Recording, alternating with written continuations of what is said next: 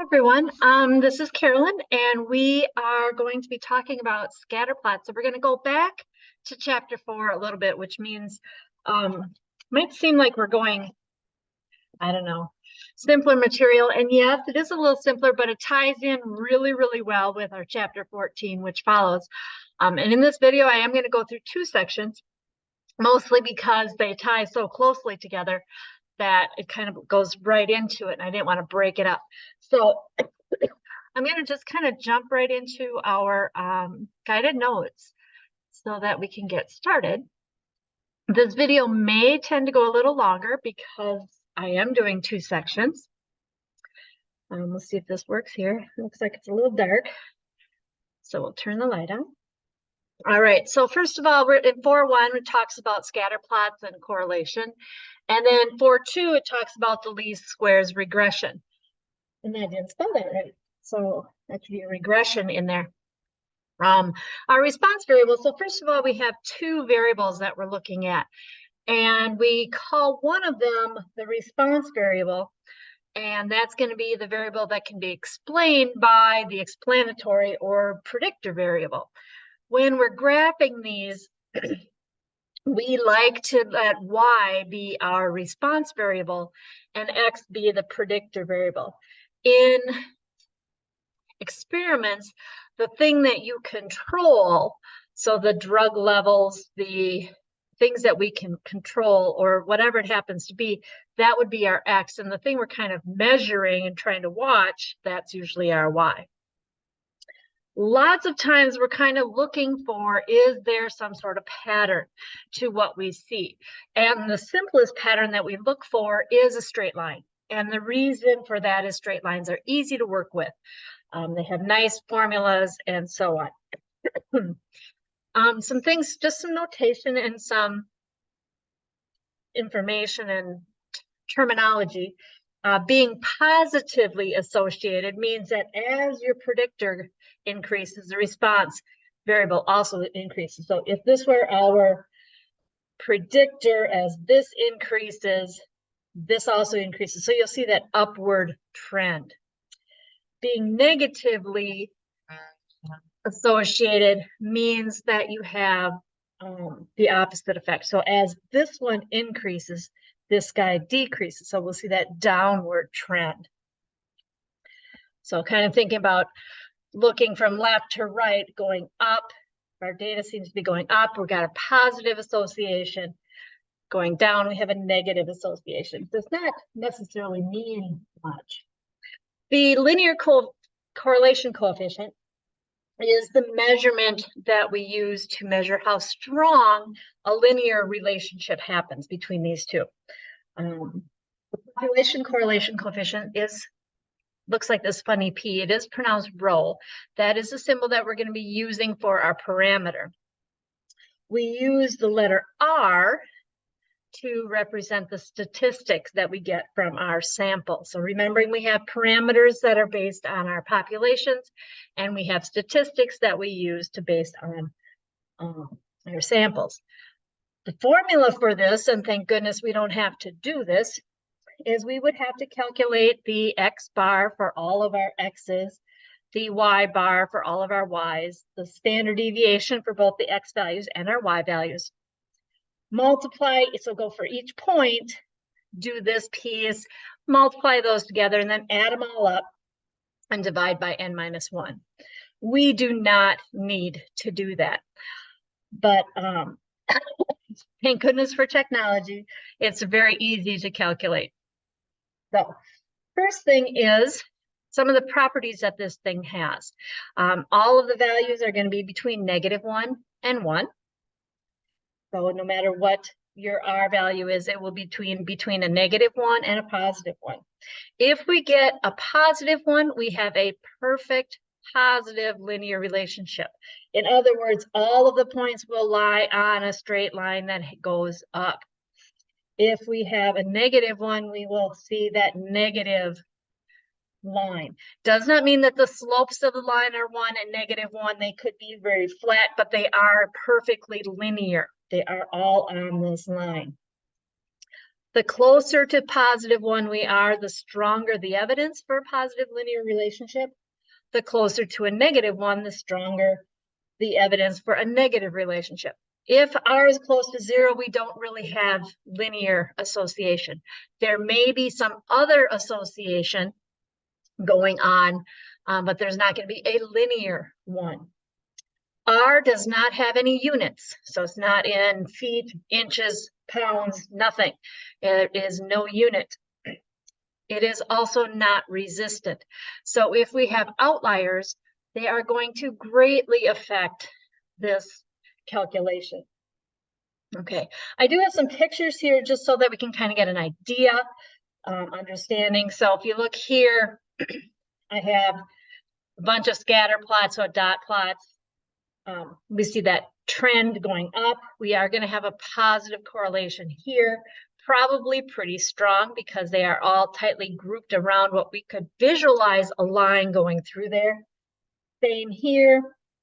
We can kind of see a line fitting in there. All of them, again, tightly grouped around where that line would be. Here, we don't really have any correlation whatsoever. They're all scattered all over the place. So that would be a situation where we would have no correlation. A few more pictures just to kind of get, again, some more of a stronger idea of what these are. So here you can kind of see the line in there. This would be a strong positive R value. This would be a strong negative R value. Strong mean close to 1 or -1. Weak positive and a weak negative. So still positive, but not as close to 1. Still negative, but not close to -1. I do have a couple more with some actual numbers in here. So you can kind of see, here we have that perfect -1, and you'll see that they are all in a straight line. Here's that perfect +1, all in a straight line. Notice this is not very steep. This one is kind of steep. So the 1 and -1 does not have any indication as to what that slope or how steep that line would be. Here we have a pretty strong negative, somewhat strong positive. Here I'm surprised that this one is, well, it's 0.08, so it's kind of close to 0 and they're kind of all scattered. Here we have a curve showing up. So there is a relationship between them, but not linear. So this one does have an R value of 0.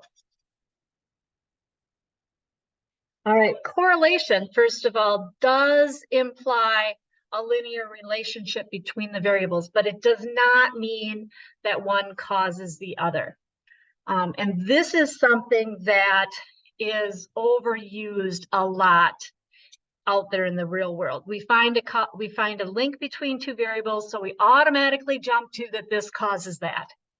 And we can't do that because we don't know if there's other variables in there that are actually doing the causing.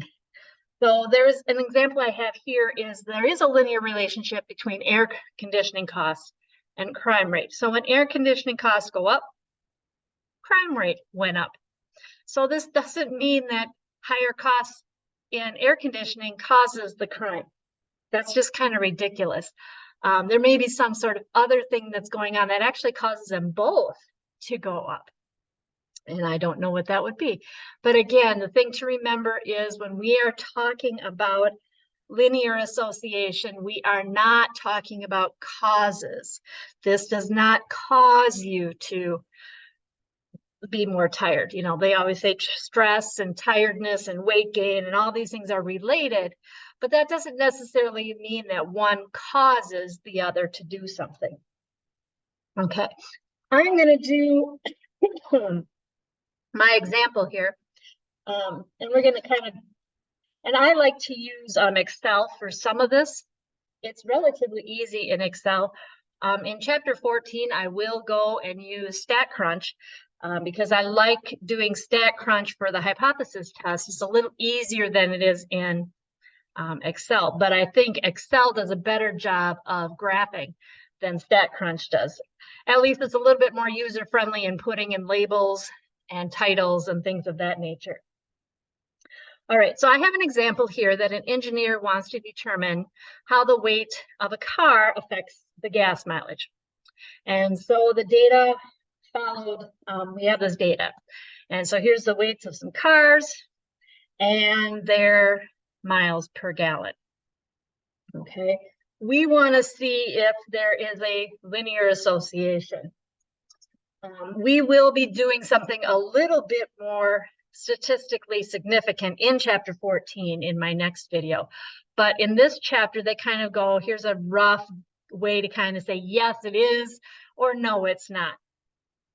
So we're going to need to get that absolute value of our correlation coefficient. So I will get that, and then we're going to find the critical value on our table, which we'll do later. And then we'll talk about this piece. So I'm going to be doing a little bit of jumping back and forth between Excel and this screen. So first thing I'm going to do is change and look at Excel. I can get to, where is my Excel? There it is. And just kind of talk about how do we get some of the information. First of all, I always like to start by looking at what the picture looks like. So I'm going to insert, I'm going to highlight my data. So here's the weights of the cars and their miles per gallon. I'm going to insert a scatter plot. Now under the charts, there is this one here that looks like a scatter plot. That's the one I'm going to grab. You can use lot connected. I usually don't connect them because that makes things look a little kind of crazy. So just want the dots. Okay, so here's that curve. Maybe make it a little bigger. And the reason it's all clumped over here is we didn't have any really light cars, which, you know, that's okay. I would, if I were graphing this to be handed in, make sure to label your axes, this being the weight of the car in pounds, this being the gas mileage on miles per gallon. Probably put a better title on this. But here is that curve. And I can see that I do see some sort of downward trend. So I think that there is probably some sort of negative association here, which to me makes sense.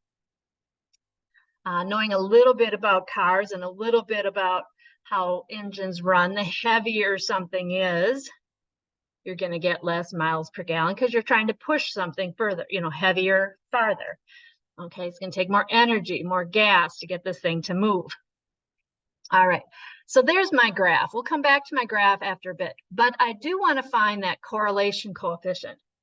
And there's a couple of ways to do this, but one of the easiest ones is if I'm just going after the correlation coefficient, I can go into my function graph here. I can go and use that statistical category. And correlation coefficient is CORREL. And you'll see that it returns the correlation coefficients between two data sets. So I'm going to hit that one. Array 1, those are my X's. Array 2, those are my Y's. And I can hit OK. And it's going to put that number in here. And I'm going to write that on my piece. So my R value, which is that correlation coefficient, is a negative 0.84158. Okay, negative because I did have that downward trend. 0.8 is kind of close to a -1, but now we need to know, is it statistically important? So that's where the other piece comes into play. So I am going to go back to my screen, back to my other screen, to my guided notes. And as it's refreshing, okay, here we go. As it's refreshing, I do want to mention that if you switched your X's and Y's around and made one, the X became the Y and the Y became the X, your correlation coefficient does not change. Okay, so which one you make your predictor variable and which one's your response variable is not important, or doesn't matter when it comes to the calculations. you do need to kind of keep in mind which is which when you're evaluating and interpreting things, which we'll see later in this video. But the R value does not change. So here was our correlation coefficient. And what we want to do is determine the absolute value. So we're going to get that absolute value of it. And remembering that absolute value just basically makes it positive. Okay, and we're going to find our critical value given the table. So for our next piece. So I do have that table typed into your notes for you. N does stand for the number of data points that we have. And we had 1, 2, 4, 5, 6, 7, 8, 9, 10. We had 10, so our critical value is 0.9. That must be typed wrong. I think that's supposed to be 62. Because you'll notice they're getting down. Damn, got some typos on this one. I will have to change that for my notes, but that should say 632. So I will have to verify that. Because you'll notice that you do, at the more points that you have, the less your R has to be to make it significant. You'll also notice that we don't have 2 on here. Because if you have 2 points, they will create a line, the one that connects those two. Okay, so our critical value is 0.632. And so then what we want to say is if the absolute value of the correlation is bigger than this, which it is, there will be some sort of linear relationship between those two variables. If that is not the case, there isn't a linear relationship. So in our problem, we can find our linear relationship. So I'm going to go to my next page here. So we're going to use technology again to find the equation of this line now, or the line that fits it. Now, I do want to say that you can always find the best fit line. However, the significance of it, or how accurate it is at doing anything, is the other piece. Okay, we've done a very minor test to see if it was just significant. According to that basic test, it is significant. In chapter 14, we will do a much more rigorous test to determine a hypothesis test to determine if it is or not.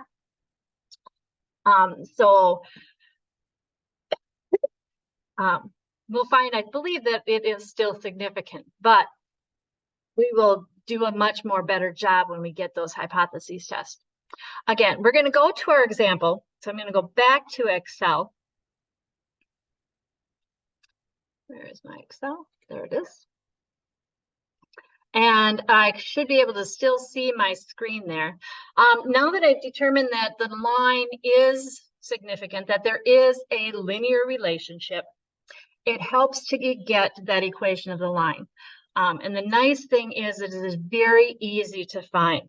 So when you are in your data, so I have all my data, you can just go to one of your points and you can do a right click on that point. So I'm clicking on the right. So right click on that point and you will see this little pop-up screen, pop-up menu. And down here it says add trend line. So I'm going to click on that trend line. Now, the default is to add a linear trend line. If you happen to look at your data and you thought that there was more of a different type of curve, you can choose other options. Now, the test to see if those are significant or not is quite more detailed and not something that we're going to see in this class. Okay, so I'm going to keep the linear there. The other thing that I always usually do is I display the equation on the chart. So I'm going to click that. And the reason for that is I kind of like to know what that formula is for that curve, for that straight line. So I'm going to move it here if I can get it to move so I can read it better. Maybe I'll put it up here. Okay, so I'm going to write that down here. So I have y equals a negative 0.0047x plus 37.357. Okay, so again, to get the equation of your line and to include that line in your curve, what I did again was I did a right click on a data point, and then I added the trend line. So right click, add trend line. All right, back to my guided notes to finish this example off. And kind of finish off this 4-1 and 4-2. All right, so I want to kind of remind you a few things from algebra class. Is in algebra, we were told that a line can be written as y equals mx plus b. M happens to be your slope of the line. B happens to be that y-intercept. Sometimes you kind of have to be careful on the way that your technology writes the curve. So making sure that you find the value in front of the x, that is our slope. This is our y-intercept.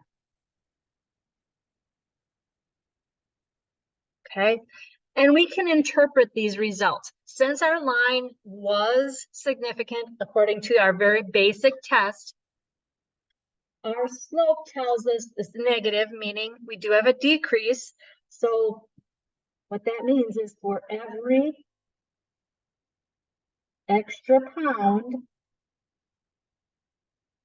that a car weighs,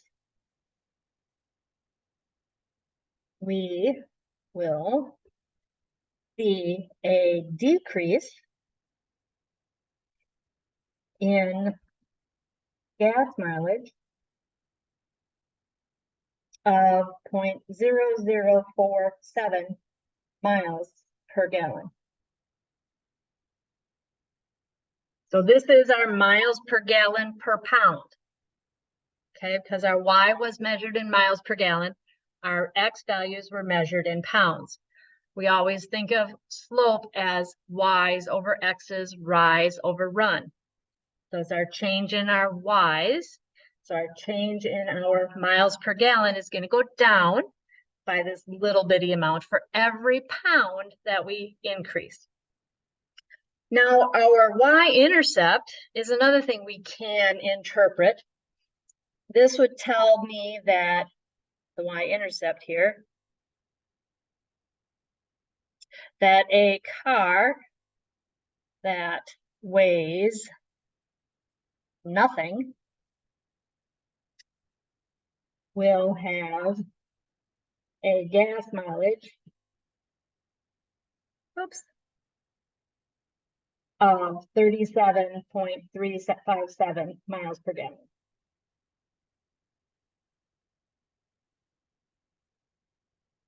Okay, and as I said here,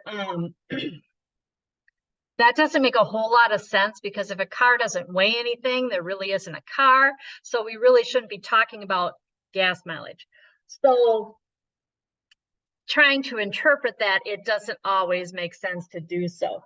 We can interpret this slope, but a lot of times if that x equaling 0 is outside of our normal range of data, we should not interpret what that y-intercept means. Okay, sometimes you will find some that are even a little bit more chaotic. Okay, we can also use our line, and this is where the lines come in handy, is to make predictions. So if you have a car that weighed this much, what would their gas mileage be? And so I've got a couple here as well. What would the gas mileage be for a car who weighs 3,700 pounds? To do that, this is going to be my x value. Y is our gas mileage. All I need to do is put that into my equation. So I would take that 0.0047 multiplied by my 3,700, and then add the 37.357. And we would get this negative 0.0047 times 3,700, and then we're going to add 37.357. And I get an answer that doesn't make sense because I hit the wrong button. 0.0047 times 3,700, and then add, I multiplied I have 19.967 miles per gallon, which is probably, if I looked at my graph again, if I looked where 3,700 fit and I kind of visualized my line, you would see it in there. This would be the Y value. What is the mileage for a car that weighs 500? Yes, I could do this. Again, putting that 500 in for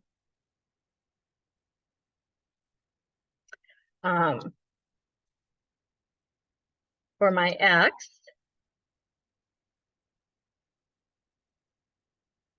And I get that it's about 35.007 miles per gallon.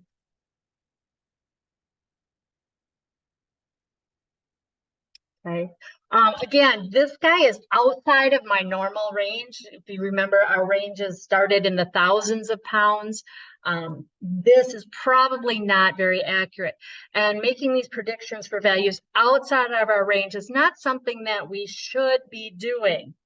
But a lot of times people do, if they're talking about time or looking further into the future, a lot of times they will use these lines that we find to make predictions that may not be the case because they're outside of the data. So just kind of want to keep in mind, so I'm going to stop sharing here. A few things is that just because there's a linear relationship does not mean that one of those variables causes the other. Sometimes statisticians get backwards. We think that this thing is causing this, where actually this one is actually causing the first one. But again, proving causes is a lot more difficult than proving associations. We also can use that line if it is significant. A lot of times people will use the line regardless of significance because you can fit a line to any data. It may not look pretty, but you could fit a line to any data because it will just crank out the math and it'll put that line in there, and then they'll use the line to make predictions or things like that. But again, want to make sure that things are statistically significant. So technically we should be doing a test that's going to come up in chapter 14. The one that we did here is a very simple basic test, pretty good indicator, but we do want to do one that's a little bit more sophisticated. So I think that's the only thing I want to remind you is just kind of keep those things in mind when you're reading results from things, making sure to look for those statistical pieces. Just because they found a line or said something causes this, a lot of times we can't prove causes. So, but that's enough for this video. I will see you guys all in the next video. Have a great day.